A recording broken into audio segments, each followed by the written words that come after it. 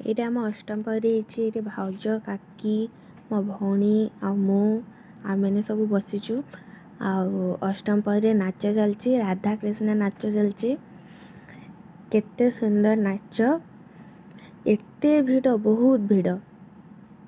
ଦେଖନ୍ତୁ ଏଇନା ଇଆଡ଼ୁ ମୋ ଭଉଣୀ ଆଇବ, ନିଜେ ଗୋଟେ ଛୁଆ ସେ ଆଉ ଗୋଟେ ଛୁଆକୁ ଗୋଟେ ଫଟୋ ଉଠେଇଛି ଯେ ସିଏ ଖାଲି ସମସ୍ତଙ୍କୁ ଦେଖାଉଛି, ମୋତେ ଦେଖ କେତେ ସୁନ୍ଦର ଫଟୋ।